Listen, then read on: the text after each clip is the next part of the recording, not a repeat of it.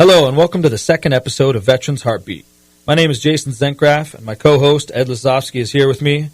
This is a weekly, wide-range discussion of issues, events, opportunities, and needs in our veteran community. Morning, Ed. How you doing? Good morning, Jason. I'm wide awake this morning. Wonderful. You want to introduce yourself to everyone what you do? My name's Ed. I am the Executive Director of the Rural Institute Veterans Education and Research, better known as RIVER. I'm also a clinical suicidologist who works crisis lines for veterans across the state. Fantastic. All right, we're also here with Fez. You want to introduce yourself, Fez?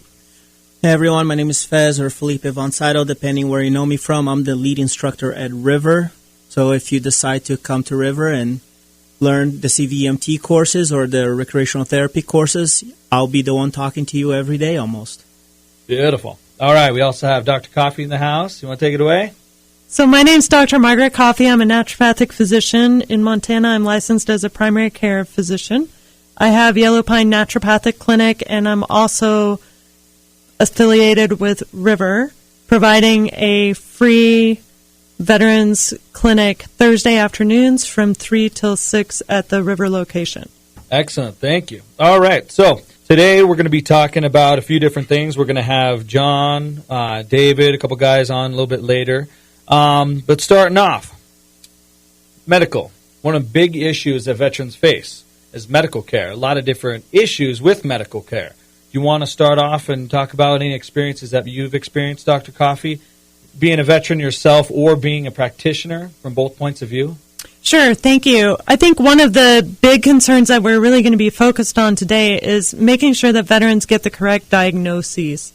And that remains a major concern because we can't provide good treatment for our veterans unless we know what we're treating as medical professionals. All right, how about you, Ed? On the mental health side of things, what do you notice? One of the things that we've noticed here at RIVER is we've done over approximately 4,000 crisis interventions across the state and across the Pacific Northwest in particular. And the correct diagnosis for PTSD versus mild TBI or something that is not as famous is vestibular disorder.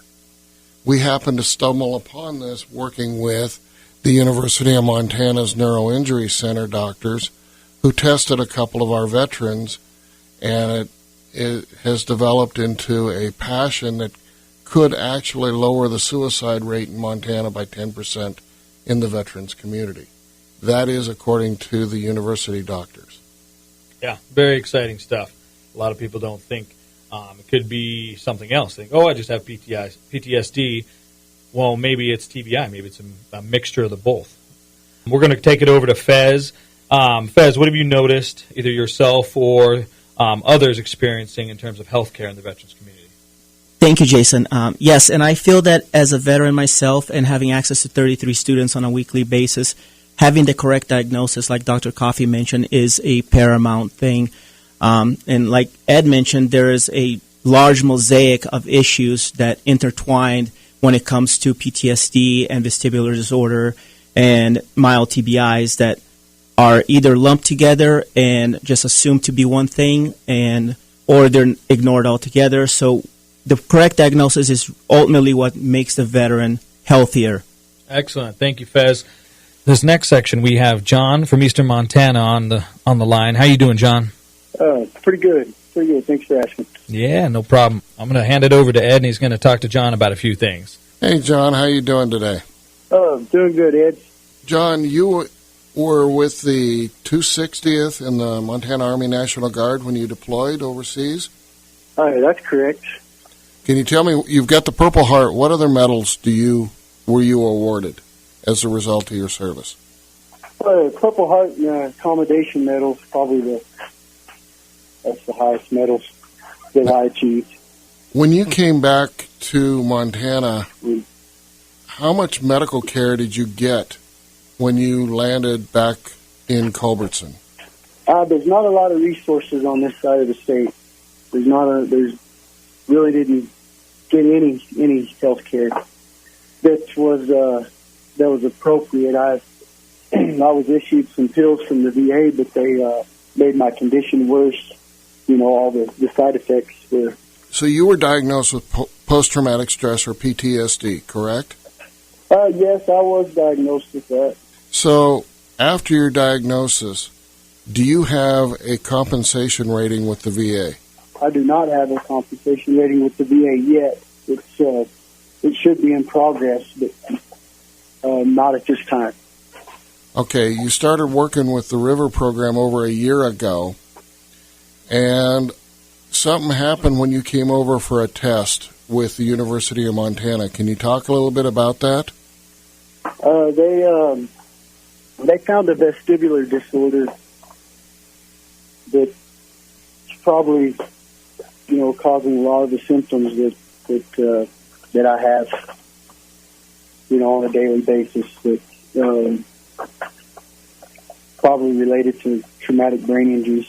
And how did that change when you got the diagnosis of vestibular versus PTSD? What happened to your life then? Well, I became just relieved that it wasn't, PTSD that caused all the symptoms. What are some of the symptoms that you've been experiencing, John?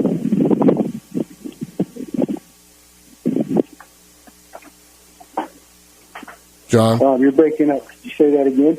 What are some of the symptoms that you've been experiencing that you attribute to the vestibular disorder? Oh, there'll be anxiety, dizziness, nausea, like if you lay down and get up. Your body compensates for a lot of it, but it puts a toll on your physical, just how you feel. You feel tired. And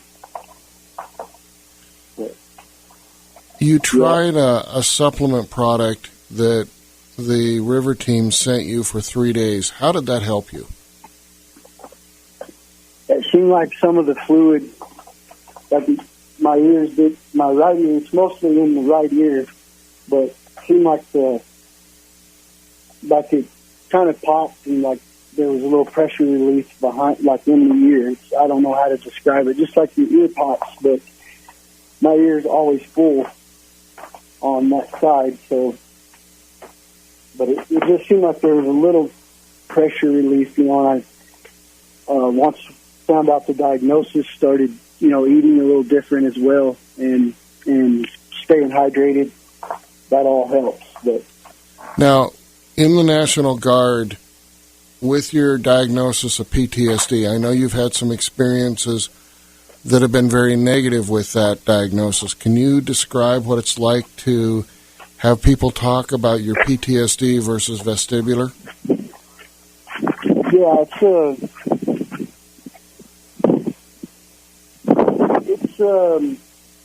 it's more, I don't know, it's easier to, a vestibular disorder is not easy either because it's not something you can see, physically. But,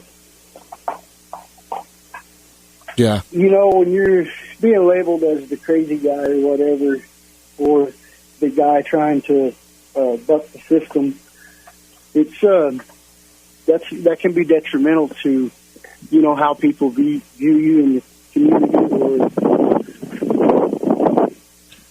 John, as a whole. The test that you went through with the University of Montana was really important for your healing. I want to tell you that because of your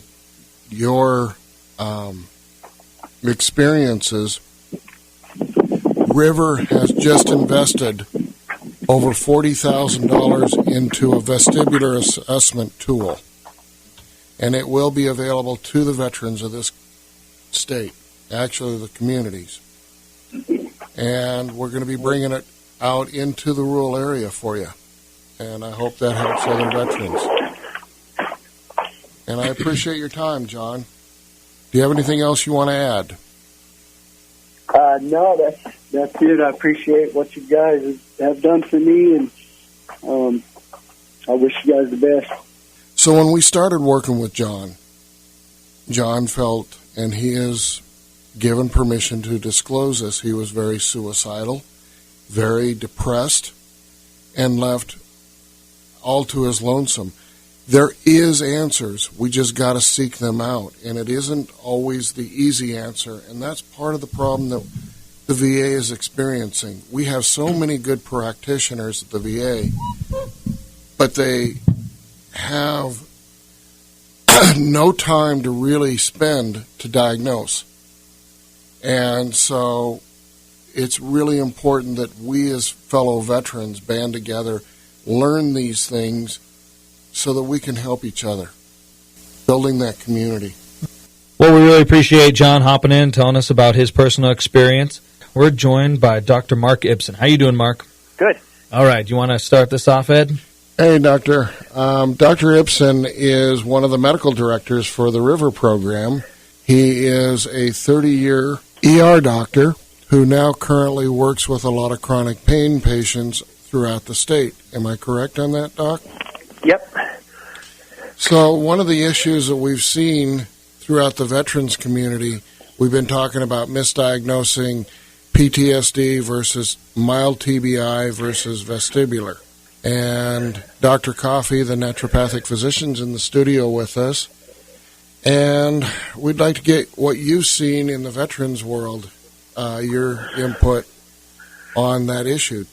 Well, what I've seen is a lot of veterans have ended up coming to me, either being cut off from their pain medications from the Veterans Administration doctors, or looking for a prescription for something to help them with their PTSD and headaches and troubles reentering the society.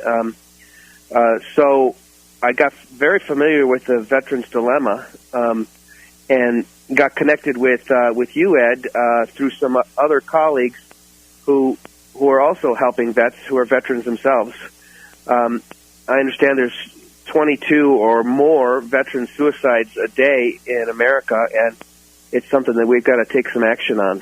Some of the veterans in Montana have been returned to their communities that are very long distances from services, and they're not getting the services that they need, so we're hoping to provide those.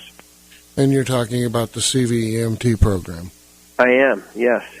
So in our discussions here, how difficult is it for you as a practicing physician to distinguish between PTSD and vestibular? Well, that's a new diagnosis to me, the vestibular injuries that people have had, and it's a fascinating area of inquiry. But it's a leading edge kind of a thing. I think that it's difficult to sort out true PTSD from a traumatic brain injury, from a vestibular injury, in many ways. And fortunately, in the situation I find myself in, all three are benefited by some of the herbal recommendations that I make to veterans patients. So what I do see is veterans getting put on a lot of medications that they don't want to take, that impair them more than benefit them. And when they get on something more natural, then they can get away from the side effects from some of the heavy doses of medications that they're put on. So I think there's a lot of room for research on this vestibular injury thing, and I think it's going to be a fascinating area for us to inquire about in the future. How excited are you that River just purchased the vestibular assessment tool that will actually help you diagnose? Well, I think it's really exciting, and I think it's also it's exciting not necessarily from the standpoint of what can we do for vets, but more for what can we discover about what's going on in the veterans world. Imagine what your world looks like if your balance is off. It might just look like it's tilted. It might just look like you're in an earthquake zone. It might just disturb your sense of safety and security if your balance was just off just a little bit. And I think that's what we're beginning to find, is that it's an exacerbation of PTSD symptoms to be really unsure of your footing. And, metaphysically, this is the case for people returning from war, but now we're finding that it's actually physiologically true that people really are unsure of their footing. Working with and I know you haven't met her personally, but Dr. Coffey, having a naturopath come on board the River team, how is that going to benefit you and Dr. Coffey to providing care to the veterans? Well, I've got a lot of experience of my own personally, and also with sharing patients with naturopaths. My urgent care in Helena is located next to a naturopathic office, and Dr. Aganis and Dr. Rausch have been great allies, and we've shared lots of patients together. I think the naturopathic approach to healing is to restore the homeostatic mechanisms that we all inherently have. And veterans are crying out for a natural response to what they've been going on. And the pharmacological, there is no pharmacological cure for PTSD. It really is asking us to complete our grieving, to work on the physiology of what would make our lives delightful. How could our sleep be improved? How could our nutrition be improved? All of those things are really right in the wheelhouse of the naturopathic doctors. And I think it's a real benefit to veterans to be able to really treat their whole being in a holistic way. And naturopaths tend to really listen a lot better than MDs do. Due to the training. Well, I want to appreciate your time, Dr. Ibsen, for talking to us this morning, and I'd like Dr. Coffey to weigh in on that if she could. Hi, Dr. Ibsen. It's nice to meet you. Hi, Dr. Coffey. I'm glad you've had such good experiences with our professions. I concur. That's what I'm trained to do. I have a lot of training in these ideas of treating the whole person, looking for the true cause, which is part of what Ed's getting at with finding out what we're trying to treat and then treating it effectively, and certainly with avoiding over-medication. And the side effects of some of the medications that our veterans are on are staggering. Anyone would not feel well taking the medication regime that some of them are taking. So I'm really grateful that you have some other options. Look forward to working with you more as we move forward with River. Wonderful. Thank you. Thank you for your time, Dr. Ibsen. Hope you have a good day. My pleasure. Stay warm, you guys. Bye-bye.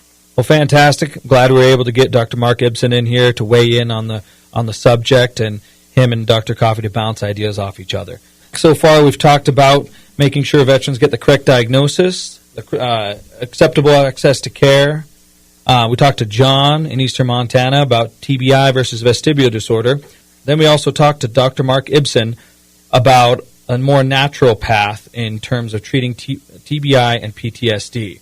In regards to the things that Dr. Ibsen talked about, how would you like to weigh in on that, Dr. Coffey? Sure. Thanks very much, Jason. I want to put out a little bit of research, a little bit of scientific information for the people who might be interested. So the machine to which Ed was referring is called a video nystagmography machine. It's VNG for short, because nobody wants to say nystagmography very much. So it is a machine that helps identify vestibular disorders, and therefore, as Ed has alluded to, really helps our veterans get the correct treatment. And it was really powerful, I think, to hear from John firsthand what it's like. What it's like to have a diagnosis that is a psychological disorder, which has 8 different criteria to be diagnosed, and can easily be misunderstood for a veteran. It can be easily misunderstood as I'm crazy, or there's something wrong with me that is not fixable. And that's very, very different from having a vestibular disorder, which is what John, in fact, has. At least a component of his current situation is that. And the treatment is different, and therefore will be more effective. So there's an article that was published by the National Institute of Health on the 4th of February 2015, Evaluation of the Effectiveness of a Novel Brain and Vestibular Rehabilitation Treatment Modality in PTSD Patients Who Have Suffered Combat-Related Traumatic Brain Injuries.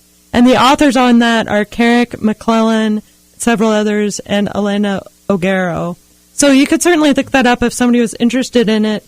It alludes to what Dr. Ibsen was saying about how there's a lot of research in this. Anybody who might have seen the movie Concussion, it's a similar idea. So for people, a lot of people saw that movie about the NFL and chronic traumatic encephalopathy. What we're learning is that the impact of blasts from explosives near a military member's head can cause physical damage. And that physical damage, as John said, the treatment isn't necessarily easy and it isn't necessarily 100% successful, but it moves people forward, and there is treatment, and it can be effective, and it can help veterans get back to the lives that they want, help them create the lives that they are looking to have.